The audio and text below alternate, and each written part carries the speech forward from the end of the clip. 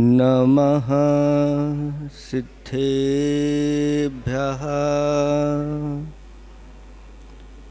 ॐ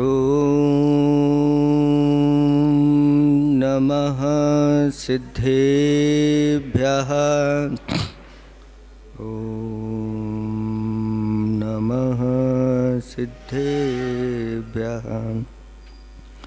चंद्रकलंकित किंतु हो चंद्र प्रभो अकलं, वह तो संकित केतु से शंकर तुम निशंक। रंक बनाऊँ मम अतः मैं तो मन का पंख। जाप जपूं जिन नाम का बैठ सदा पर्यंक। देवादिदेव 1008 कैवल्य कमलापति श्री आदिनाथ भगवान की। देवादिदेव 1008 श्री चंद्रप्रभु भगवान की। देवादिदेव 1008 वर्तमान शासन नायक महावीर भगवान की। परम पूज्य 108 आचार्य पेवर गुरुवर श्री विद्यासागर जी महामुनिराज की। 3 कम 9 करोड़ मुनिराजों की। सिद्ध चक्र महामंडल विधान की।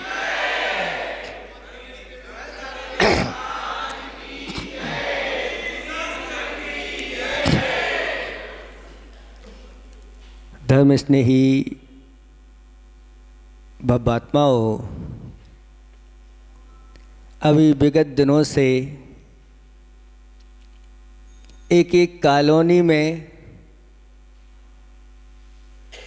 वंदना का कार्य चल रहा था और बहुत सारे जिनालयों की वंदना हो गई। यहाँ के जिनालय की भी वंदना करते हुए अब पुनः चंद्रप्रभु भगवान की शरण में हम आ गए हैं और कुछ समय के लिए अब विराम मिल जाएगा और आप लोगों के लिए भी अच्छी तरह से आराधना करने का ये सुअवसर आ गया है।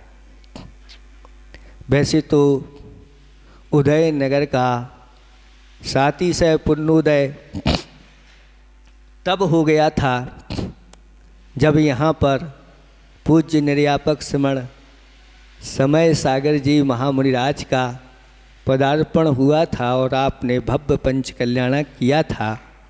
उस समय आपने सातिशय ऐसा पुण्य का संचय किया कि निरंतर आपका पुण्य बढ़ता चला जा रहा है। आचार्य भगवंत ने एक हाइकू लिखा है, खाल मिली थी यही,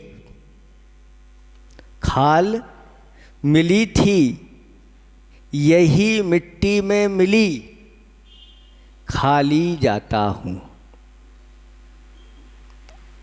खाल मिली थी यही, खाली जाता हूँ।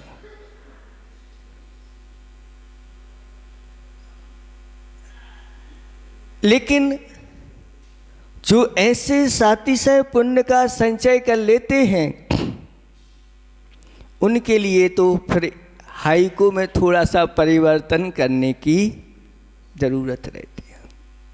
खाल मिली थी यहीं, मिट्टी में मिली, भरा जाता हूँ।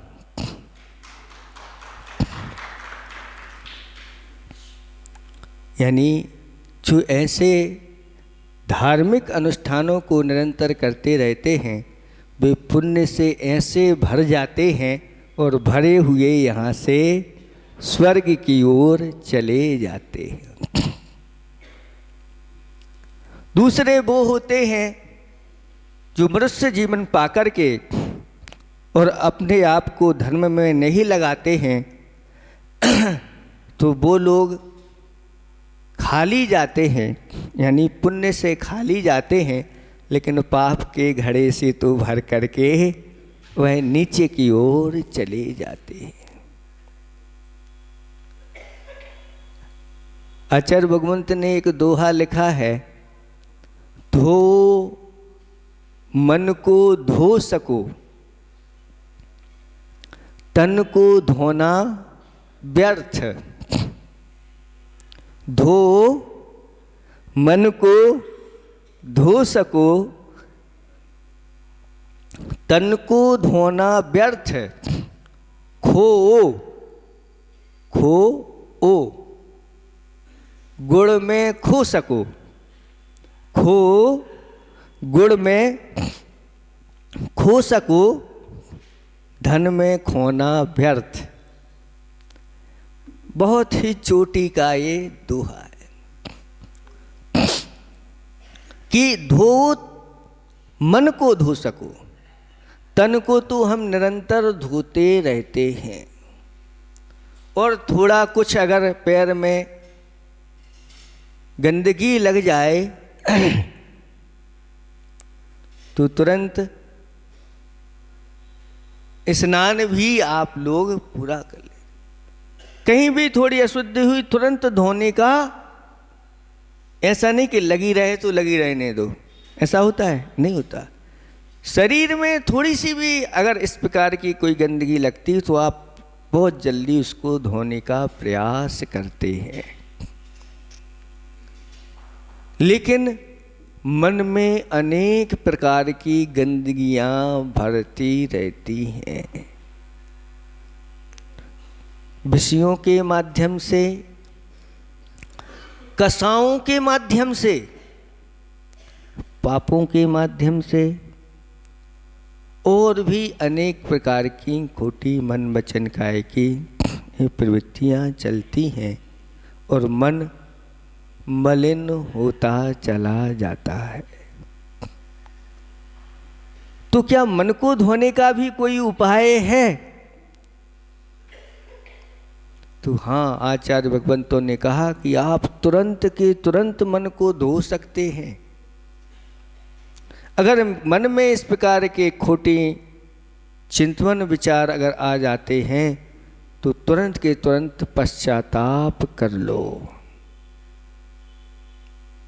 और तुरंत के तुरंत मंत्र के माध्यम से अपने आत्मा की शुद्धि कर लो। यानी पंच नमस्कार मंत्र का स्मरण एक कायोत्सर्ग तुरंत कर लो। ये विधि बताई गई है तुरंत के तुरंत धोने की। फिर बाद में और धोना है तो 24 घंटे में जो पापों का संचय होता है उसके लिए आचार्य भगवंतों ने कहा दान और पूजा के माध्यम से ग्रस्तों को 24 घंटे में जो षट कर्म करने पड़ते हैं, षटकाय आदि जीवों की आराधना होती है, उनके दान पूजा आदि षट आवश्यकों के माध्यम से धुल जाते हैं। ये विधि बताई है। जो इस विधि से नहीं चलता और अपने शरीर को धोता है तो कहते हैं शरीर को धोना, तन को धोना व्यर्थ है।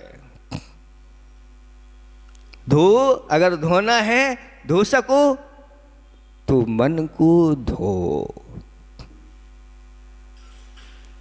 खो, गुण में खो सको। अगर खोना है तो गुणों में खो जाओ। गुण क्या कहलाते हैं?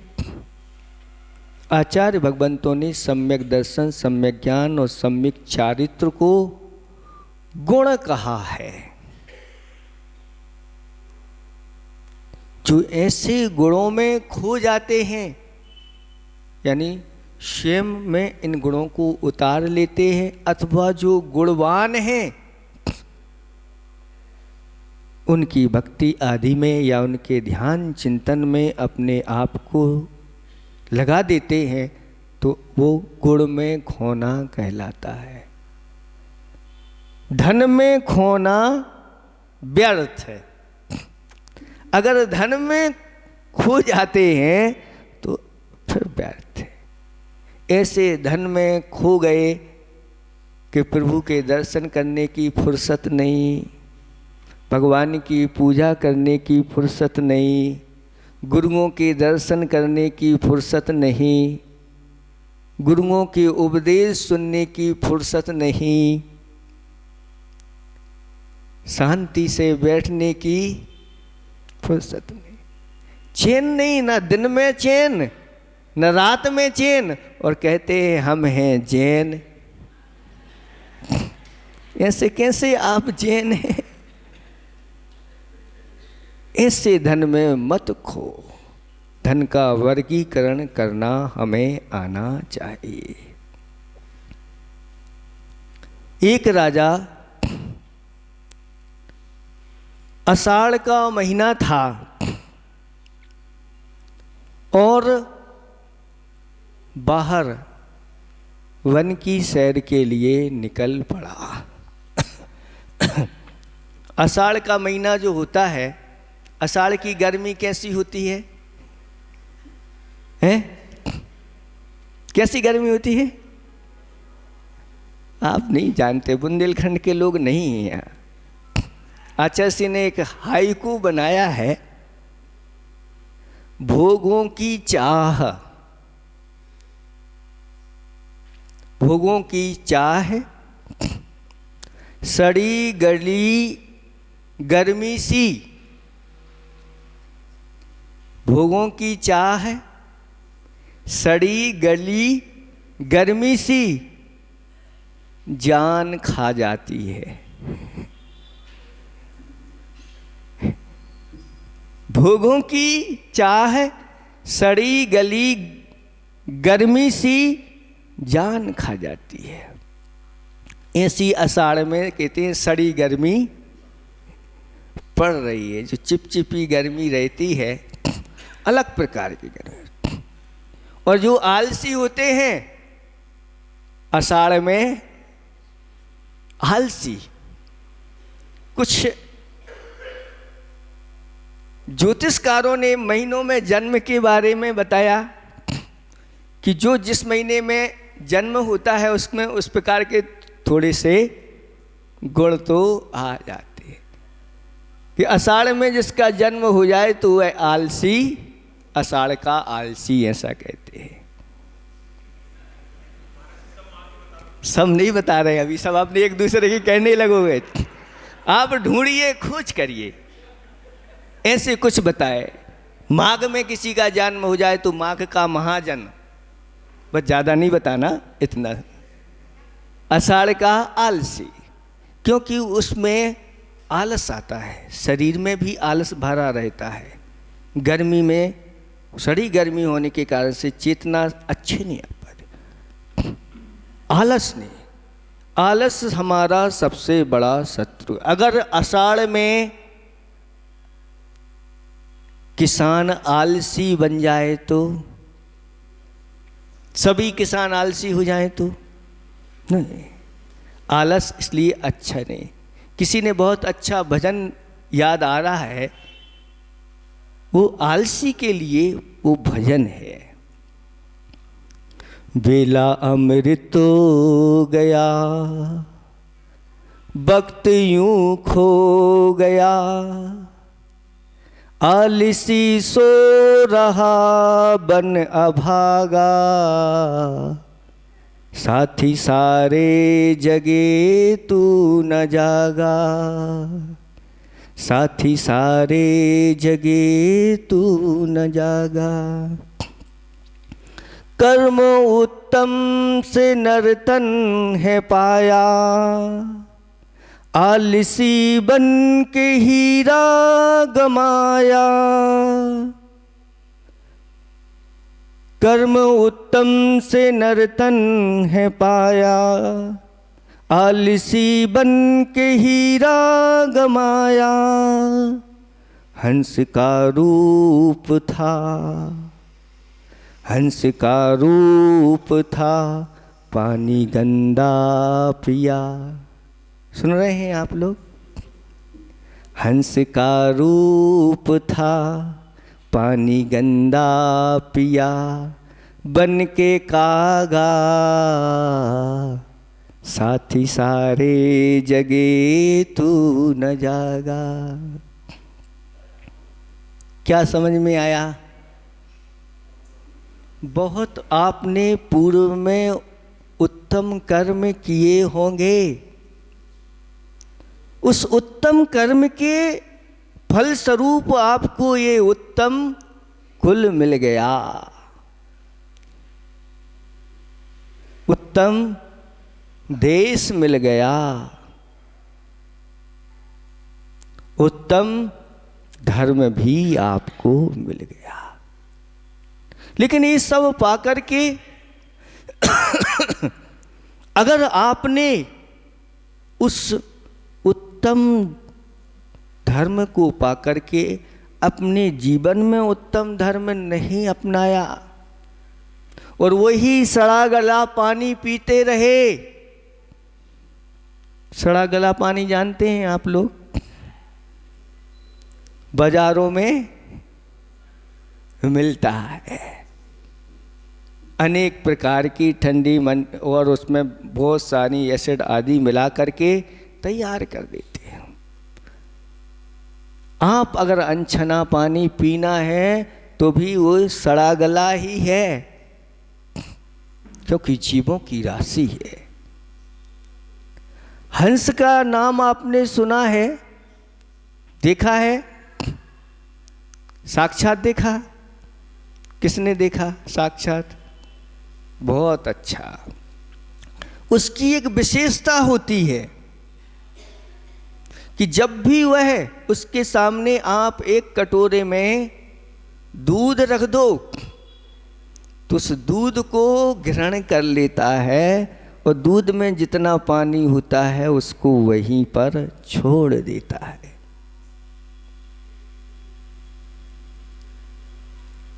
मोती अगर वह मुख में रखता है तो मोती रखते ही मुख में पानी उसके हो जाता है। मोती चुगने की उसके अंदर सामर्थ्य होती है और सामान्य पानी को वह नहीं पीता। कहाँ का पानी पीता है? मानसरोवर का। एक बार एक घटना घटी कि मानसरोवर का पानी पीने वाला वह हंस एक हंसनी का बच्चा है। गर्मी के समय उसको प्यास लगी और मां से वह, अच्छा हंस का बच्चा नहीं था, हाँ हंसी का बच्चा था।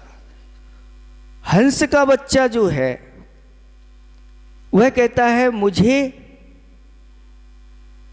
पानी पीना है।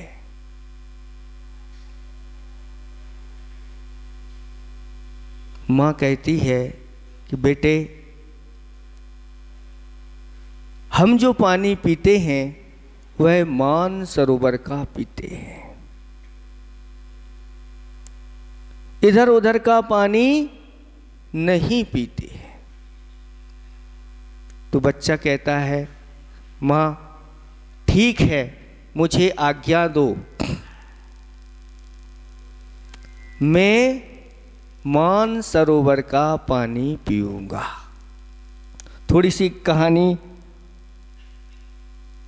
चेंज हो गई है। हंस का बच्चा नहीं था पर भी वो ध्यान आ रही है।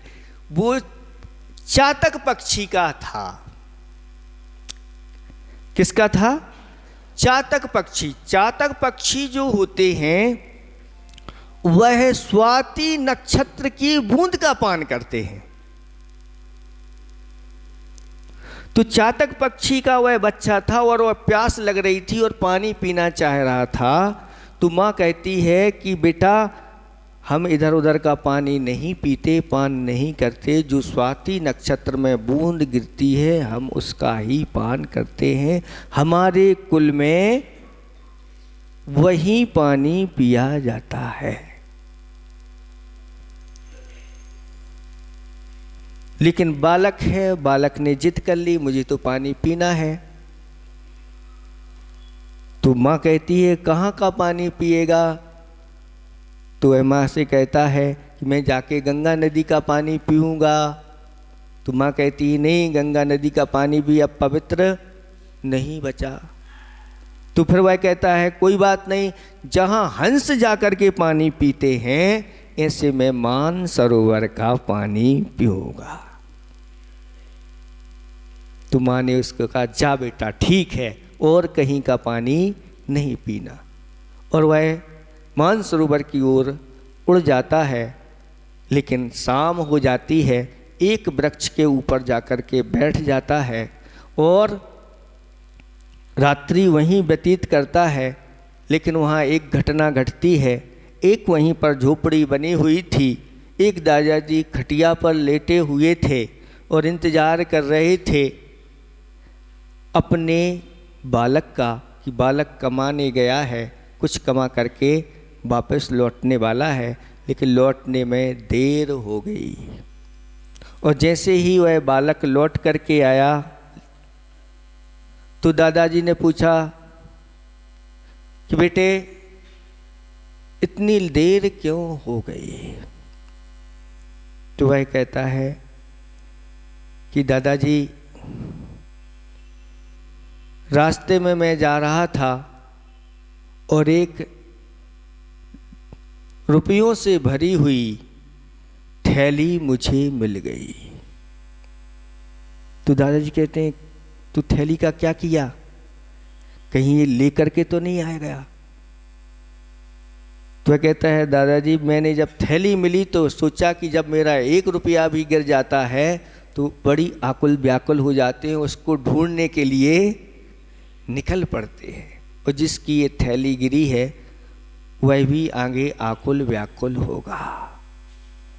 तो मैं उसको ढूंढते हुए थैली को लेकर के और आगे बढ़ गया। और वो भी वापस लौट रहा था ढूंढते हुए। और जैसे ही वो मिला तो उसको थैली दी तो उसको बड़ा आश्चर्य हुआ कि और उन रुपयों को गिना पूरे रुपए थे। वह कहता है आप जैसा ईमानदार आदमी मैंने देखा नहीं, और ये आधे रुपए मैं तुम्हें देता हूँ, आधे रख लो। वह कहता है अगर मुझे ऐसी कमाई के, फ्री की कमाई के, मुफ्त के अगर चाहिए होते तो पूरे ही मैं रख लेता। मेरे पिताजी ने मुझे शिक्षा दी है बेटा खून पसीने की मिले तो खाना, नहीं तो भूखे ही सो जाना। बस इतना कहा नहीं कि उसके जो दादाजी थे वो गदगद हो गए और अपने उस पोते को अपने गले से लगा लिया। वाह बेटा वाह, आज तूने उस चातक पक्षी के समान अपने कुल की इज्जत को बचा लिया, शान आन बान को सुरक्षित रखा है। जैसे वह चातक पक्षी अगर कहीं पानी पीता है तो स्वाति नक्षत्र, वहीं पर वह बच्चा बैठा हुआ इस दृश्य को देख रहा था, सुन रहा था। और उसने मन बना लिया कि मर जाना अच्छा है लेकिन कहीं का पानी पीना अच्छा नहीं। अब मैं पानी पीऊंगा तो स्वाति नक्षत्र का ही पान करूंगा। और वापस लौट करके अपनी माँ के पास पहुंच जाता है और माँ को सारी घटना सुना देता है और कहा कि माँ मनुष्य भी हमारे कुल की प्रशंसा करते हैं, उदाहरण देते हैं कि जैसे चातक पक्षी स्वाति नक्षत्र का पानी पीते हैं। ऐसी बेटे तुमने भी हमारे कुल की आन बान शान को बचा के रखा कि हमारे कुल में जो कुछ धन आदि कमाते हैं वह मेहनत करके परिश्रम आदि करके ही जो मिलता है उसको किसी दूसरे का ग्रहण नहीं करते। इसलिए माँ अब मैं कहीं का पानी नहीं पीऊँगा, पीऊँगा तो स्वाति नक्षत्र का। इतना कहा नहीं कि माँ ने भी उस अपने बच्चे को गले से हृदय से लगा लिया, वाह बेटा वाह। अब हम आपसे ही पूछना चाहते हैं, आप अपने कुल की आन बान शान के लिए कहाँ का पानी पीते हैं? 3 लोग के नाथ के सामने आप बैठे हुए हैं, क्या आपके अंदर इतना स्वाभिमान है कि अगर मैं पानी पीऊँगा तो छना हुआ ही पानी पीऊँगा? ऐसे लोग जब मिल जाते हैं कि महाराज हम तो छना हुआ ही पानी पीते हैं, तो ऐसे लोगों के लिए अंतरंग से ऐसी आशीर्वाद उनको दिया जाता है कि वाह बेटा वाह, तूने अपने कुल की आन बान शान को आज बचा के रखा है। तो हंस का रूप था, पानी गंदा पिया बन के वा कागा, यानी कौआ बन करके। और अगर ऐसा पानी पीते हो तो फिर आप हंस की श्रेणी में नहीं आपकी गिनती आएगी। हंस अगर कौआ बन जाए तो क्या होगा? कलयुग है, हंस चुनेगा कौआ। अगर ऐसी स्थिति हो गई तो क्या होगा? इसलिए इन पंक्ति को आप और थोड़ी सी पंक्तियां हैं, सुना देते हैं। झोलियां भर रहे भाग्यवाले, लाखों पतितों ने जीवन संभाले।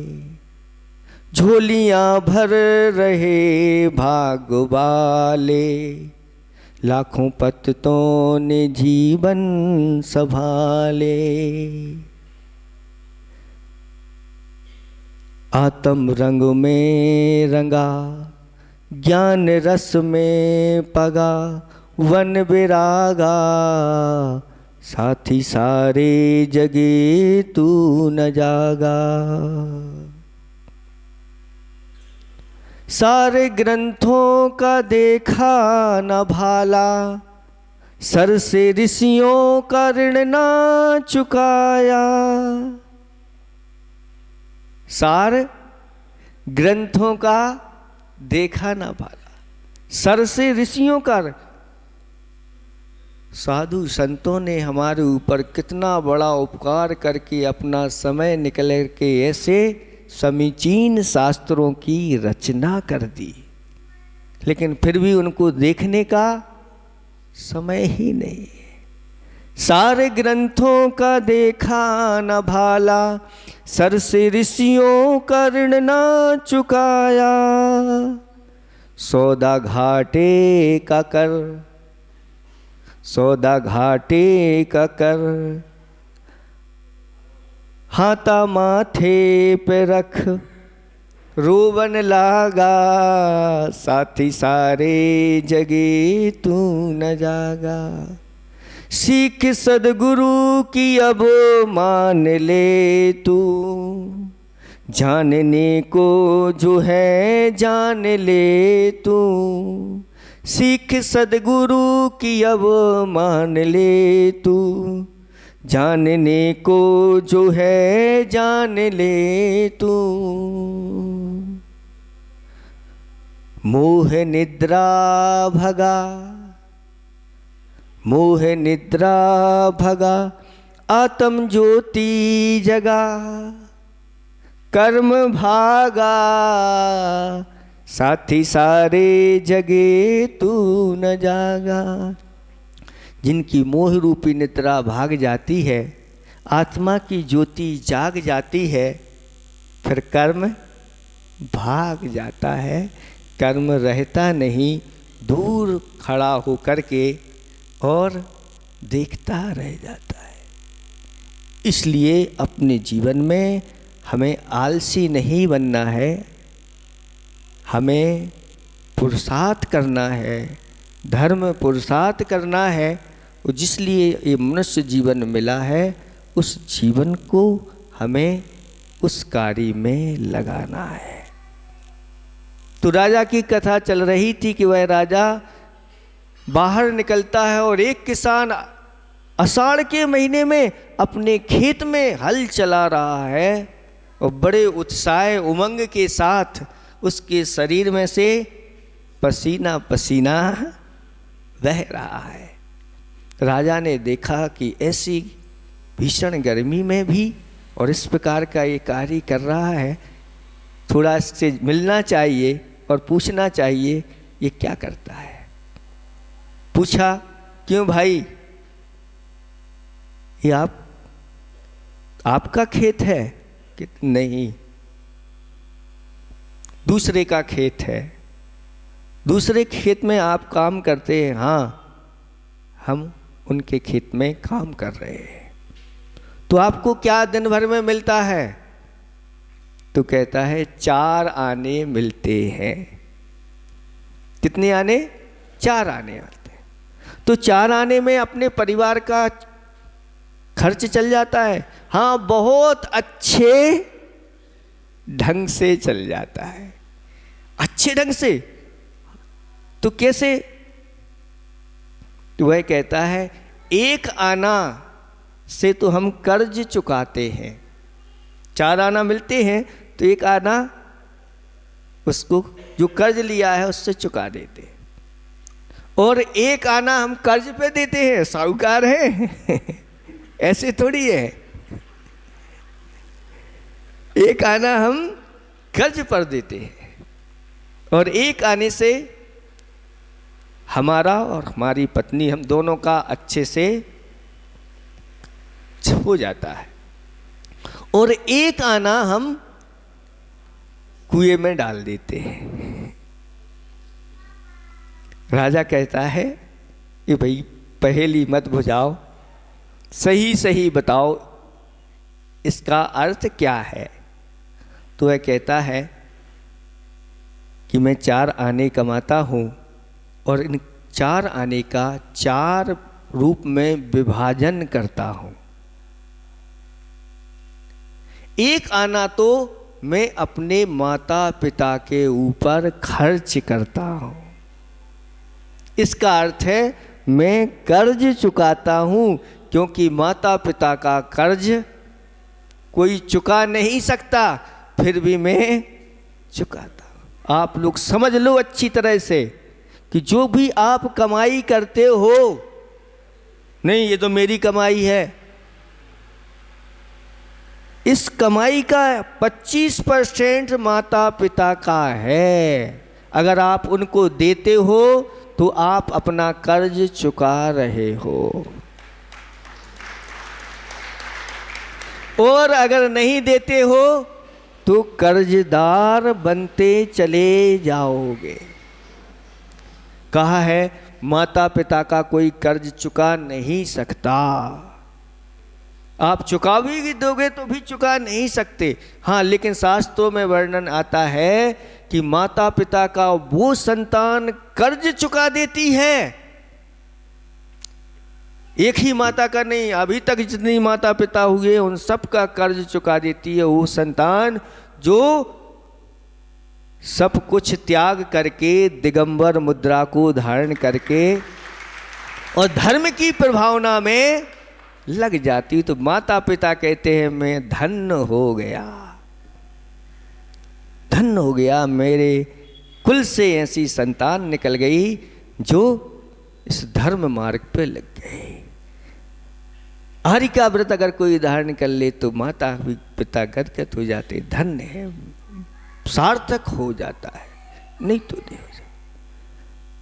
और 1 आना में अपनी संतान के ऊपर खर्च करता हूँ, यानी कर्ज पर देता हूँ। ये कर्ज दे रहा हूं, ये वापस मुझे ब्याज सहित मिलेगा। और एक आना में अपने ऊपर, अपनी पत्नी के ऊपर इसने हमारी व्यवस्था हो जाती। इस समय की बात नहीं है, उस समय की बात है जब एक आने में ये सारी व्यवस्था हो जाती थी। 4 आने में, 4 आने में सारी व्यवस्था उस समय बहुत कीमत रखती थी 4 आने। और अब बचा 1 आना, तो उसको मैं कुएं में डालता हूं। इसका अर्थ है मैं 4 प्रकार का दान कर देता हूं। औषध, अभय, आहार और शास्त्र आदि दान में मैं उसको खर्च करता हूं। यानी 25% अपनी कमाई का दान में लगाता हूं। वह सामान्य किसान नहीं था, जैन किसान था और उसे अपने जीवन का और अपने धन का वर्गीकरण करना आता था। तो राजा ने कहा बहुत अच्छा ये आपने वर्गीकरण किया है और ये मुझे बहुत अच्छा लगा है, और इस बात को और किसी को बताना नहीं, इस रहस्य को खोलना नहीं जब तक मेरा 1000 बार मुख ना देख लो। जब तक तुम मेरा 1000 बार मुख ना देख लो तब तक इस बात को किसी को बताना नहीं। और राजा पहुंच जाता है वापस लौट करके और अपने राज सिंहासन पर बैठ करके जो भी बुद्धि संपन्न जो भी मंत्री आदि थे उन सबको बुलाता है और एक पहेली सामने उनके रख देता है कि 4 आने हैं, 1 आने पर कर्ज पर देता हूँ, 1 आने से कर्ज चुकाता हूँ और 1 स्वयं पर खर्च कर लेता हूँ और 1 आना मैं कुएं में डाल देता हूँ। आप लोगों को बताना है। किसी ने भी सही उत्तर नहीं बताया। तो राजा ने कहा कि तुम्हारे लिए 3 दिन की अवधि दी जा रही है और अगर आप उसका उत्तर नहीं लाए तो दंड के भागी बनेंगे। और जब इस प्रकार की बात कर दी तो अब खोजना प्रारंभ कर दिया और खोजते खोजते उसी किसान के पास पहुंच गए और किसान से कहा क्यों यहाँ राजा जी आए थे? तो आए तो थे, 2-3 दिन पहले आए थे और ऐसी तो कुछ चर्चा हुई थी तो बताओ वो चर्चा क्या हुई थी? नहीं, मैं नहीं बताऊंगा। हाँ, अगर आप पूछना चाहते हो तो आप हमें राजा से चिन्हित जो 1000 स्वर्ण मुद्राएं हैं अगर वो मुझे दोगे तो मैं बता सकता हूँ। कितनी? 1000 स्वर्ण मुद्राएं राजा के चिन्ह से अंकित हों, यानी राजा का चित्र उस पर बना हुआ हो तो मैं दे सकता हूँ। मरता मंत्री गण थे, उन्होंने कहा ठीक है भाई, लो 1000 सिक्कों की थैली उसको प्रदान कर दी और उसने एक एक थैली में से एक एक सिक्का निकाला और राजा के चित्र को देखा, 1 2 देखता गया और ऐसे गिनती भी हो गई और 1000 बार राजा के मुख को भी उसने देख लिया और उत्तर भी बता दिया। और जा कर के वे लोग मंत्री सब गए और राजा को बता दिया कि इसका ये उत्तर है। राजा को शंका हो गई, जरूर उसने बता दिया है और उसको बुलवाया गया और राजा ने कहा तुमने राज आज्ञा का उल्लंघन किया है। तो वह कहते राजन मैंने राज आज्ञा का उल्लंघन नहीं किया।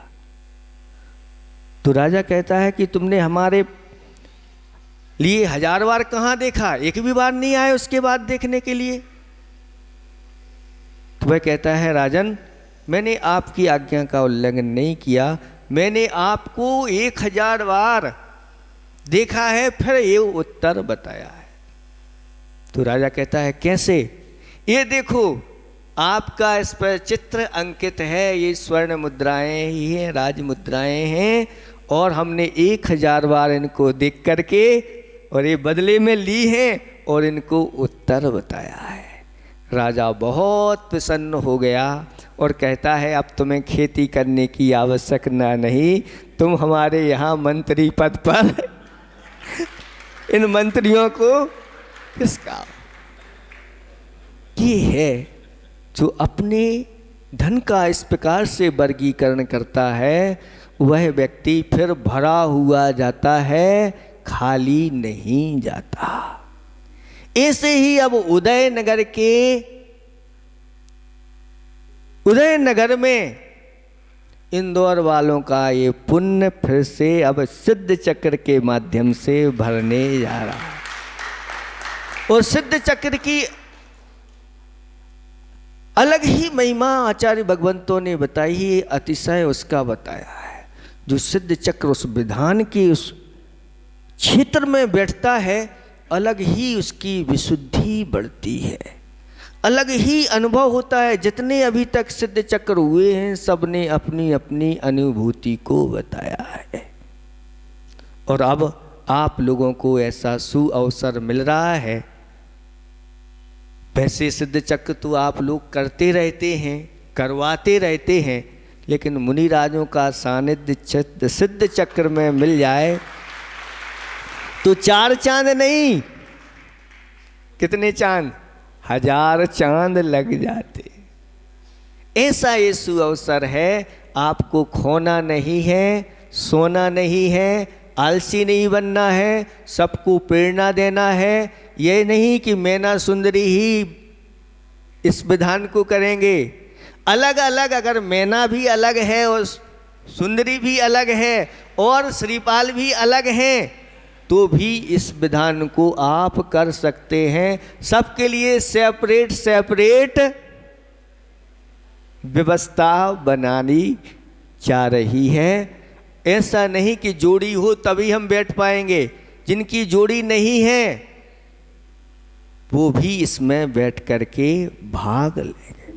देखो समूह शरण में जाते हैं, भगवान की पूजा आराधना करते हैं, जाते तो जोड़ी से हैं,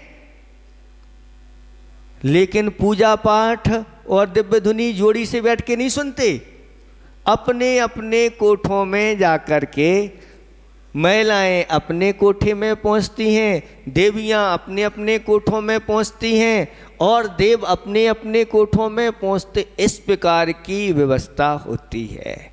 ऐसे ही इस आप सिद्ध चक्र को करना, महिलाएं अलग बैठें, पुरुष अलग बैठें और इसका आनंद अच्छी तरह से आप लोगों को लेना है। समय बहुत हो गया है, इतना ही हम पर्याप्त समझते हैं। इस आचार्य भगवंत के हाइको को याद रखना। खाल मिली थी यही मिट्टी में मिली, खाली या भरा, भरा जाता हूँ अहिंसा परमो धर्म की।